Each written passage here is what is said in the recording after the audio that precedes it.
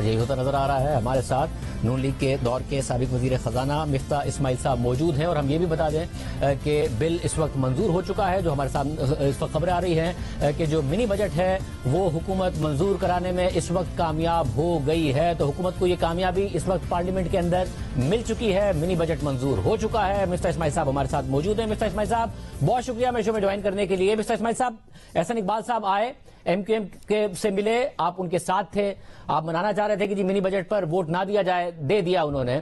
ساتھ میں آپ شہباز شریف صاحب سے بھی آپ کی ملاقات ہوئی تھی, اس وقت کیا حکمت عملی تھی؟ کل آپ کی ملاقات ہوئی شاہد خاقان عباسی صاحب سے بھی, انہوں نے آپ کو بتا دیا تھا کہ منی بجٹ نہیں رکنا ہے.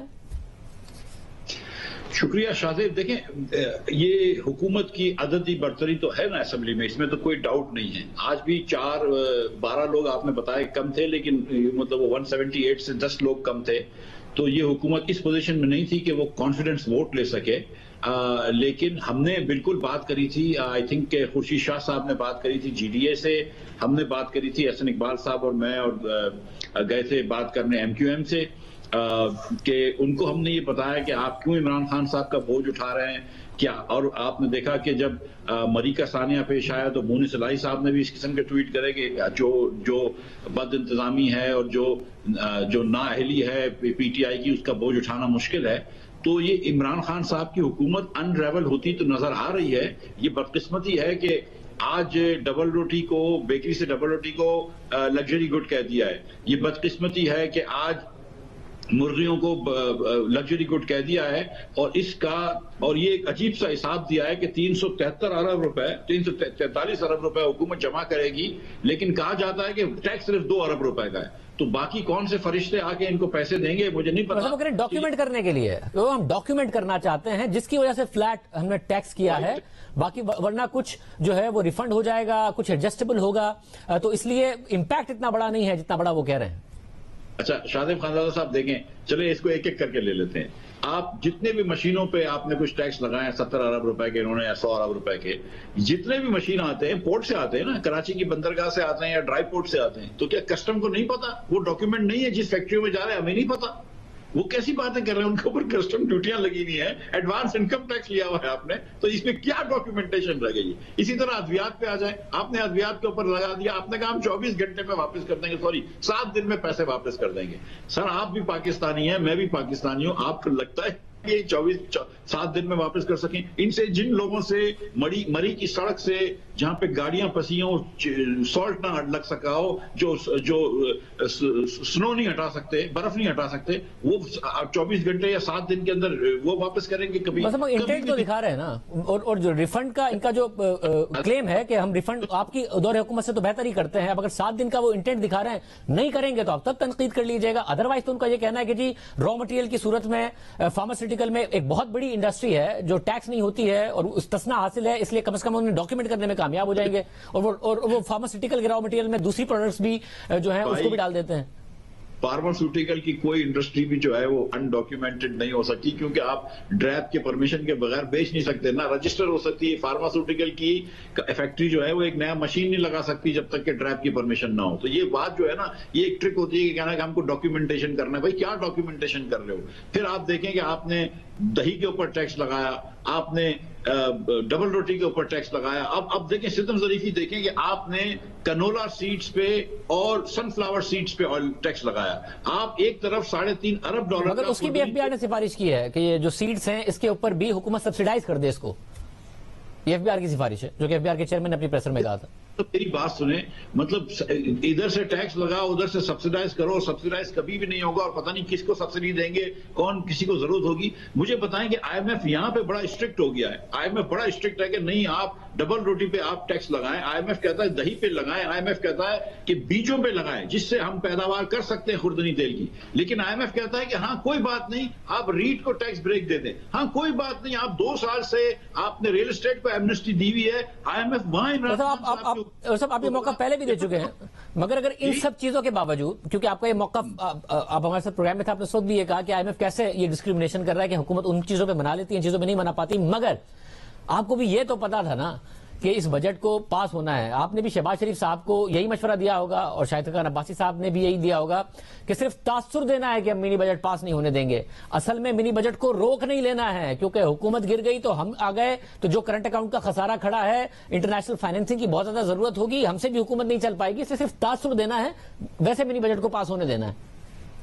شاہد خاندان صاحب دیکھیں، میں آپ کو ایک بات بتاؤں، کیونکہ میں یہ سیلز کا کام بھی کرتا تھا کچھ عرصے تک، کہ دو سیل مین اگر ایک رستے پہ جا رہے ہیں تو دونوں برابر مال نہیں بیچ کے آئیں گے۔ آپ ہماری ایبلٹی کو پی ٹی آئی کی ایبلٹی سے نہ جوڑیں خدا رہا، جو پی ٹی آئی اگر نہیں کر سکتا وہ ہم کر سکیں گے انشاءاللہ۔ اور آپ یہ دیکھیں کہ یہ جو حفیظ شیخ نے اور رضا باقر صاحب نے جو اگریمنٹ کیا تھا، آپ نے اس دن یونس ڈاگا صاحب کو کمرے سے نکال دیا تھا۔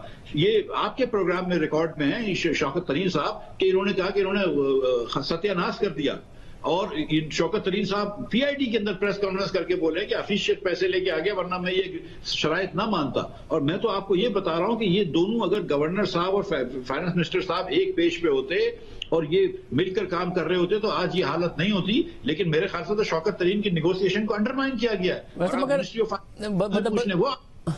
شوکت ترین کو انڈرمائن کیا گیا ہے آئی ایم ایف کے اندر۔ مگر اب شوکت ترین صاحب ہی تو پارلیمنٹ کے اندر بیٹھ کے آج انہوں نے بھرپور دفاع کیا ہے، ایک ایک چیز کا آپ لوگوں کو وہ خود ہی جواب دے رہے ہیں نا کھڑے ہو کے آج، تو ایسا تھوڑی ہے کہ وہ اون نہیں کر رہے ہیں ان ساری کی ساری تبدیلیوں کو، وہ تو کہہ رہے ہیں کہ جو حفیظ شیخ صاحب مان گئے تھے وہ بہت زیادہ تھا، میں تو اس کو کم کرایا ہے، ظاہر ہے ان کی کچھ خواہشات تھی جو انہوں نے بتا دی ہے کہ میں چاہتا تھا یہ بھی ہو جائے بٹ نہیں ہوا۔ پھر وہ یہ بھی کہہ رہے ہیں کہ فارمولا ملک ہو یا پھر جو بریڈ کا معاملہ ہے یہ لگژری گڈس میں نہیں آتی ہیں، اس کے لیے بھی آئی ایم ایف کو سے بات کریں گے، تو دفاع کر رہے تھے آج اپنے سارے کے سارے معاملات کا شوکت ترین صاحب۔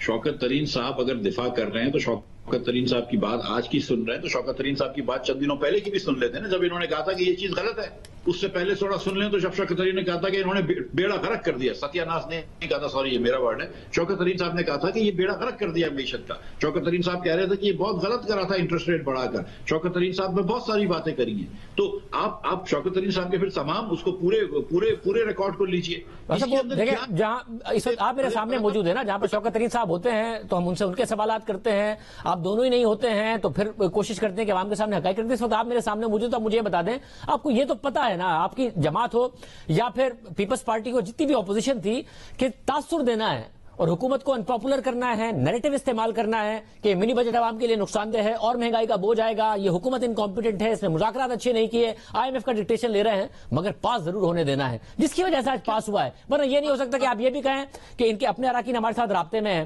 جہانگیر ترین صاحب اشارے دے رہے ہو کہ جہاز کا رخ بدل سکتا ہے اور آپ کے ساتھ ہنس کے وہ تصویریں کھنچوا رہے ہو، اور اس کے باوجود بھی بجٹ بھی پاس ہو رہا ہو اور سارے کے سارے اراکین بھی موجود ہوں، خبر آ رہی ہو کہ اجلاس کے اندر جو ہے وہ بڑی تنقید ہو رہی تھی اور ناراضیاں نظر آ رہی تھی، مگر بجٹ پاس ہو رہا ہو، تو آپ چاہتے تھے کہ پاس ہو جائے۔